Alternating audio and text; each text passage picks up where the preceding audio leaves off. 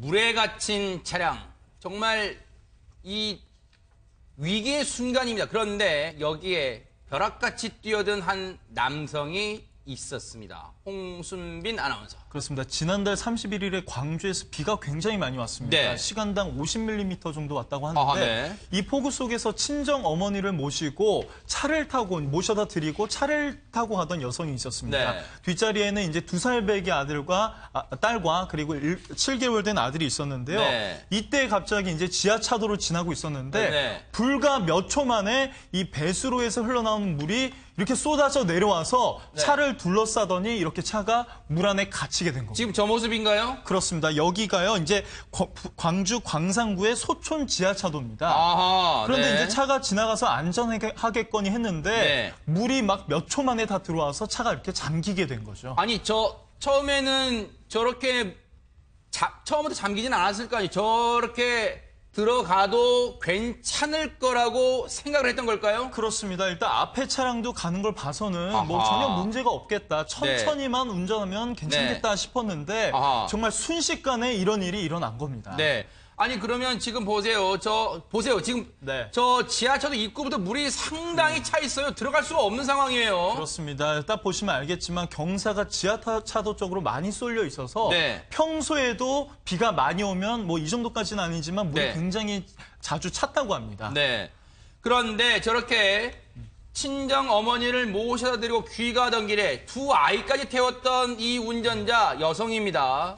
얼마나 다급했을까요? 결국은 친정 식구들한테까지 전화했는데 그때 저 모습을 보고 뛰어든 용감한 시민분이 있었는데 구조자는 최현우 씨입니다만 그때 같이 남편과 같이 타고 계셨던 부인분 박행복 씨의 얘기를 저희가 직접 한번 들어봤습니다.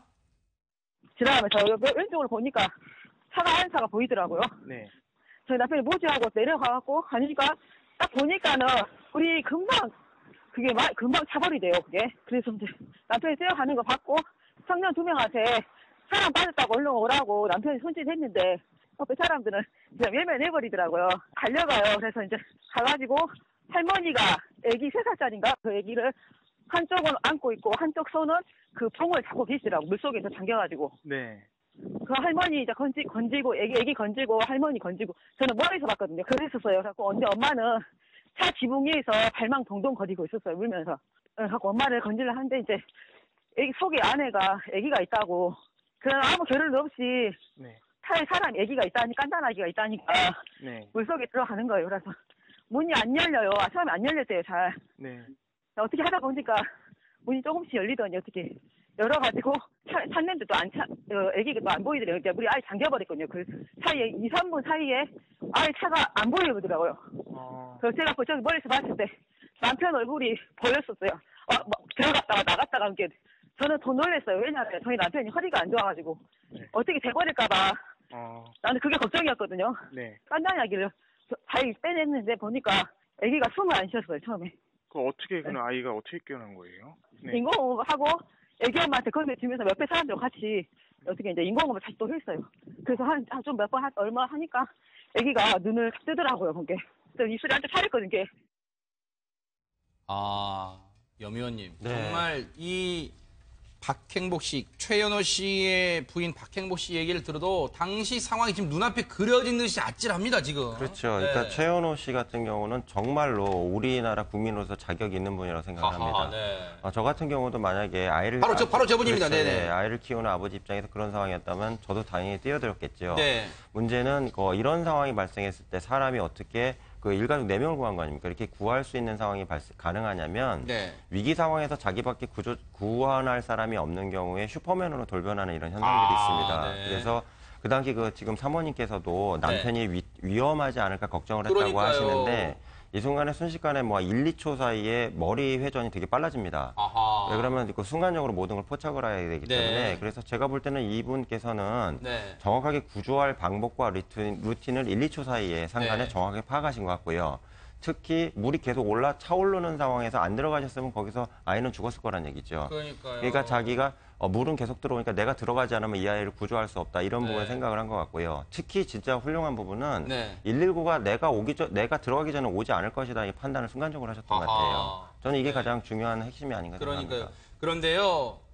이 최현우 씨가 저 진흙탕 물에 뛰어들어서 아이를 구할 때요. 그 모습을 차 안에서 조금 전에 저희한테 이 소중한 말씀해 주신 부인 박행복 씨와 그 따님, 그러니까 최현우 씨의 따님도 같이, 둘째 따님이 같이 멀리서 아버지가 구조하는 모습을 지켜봤대요. 얼마나 긴장되고 가슴 떨렸을까요? 그 얘기도 마저 저희가 들어봤습니다.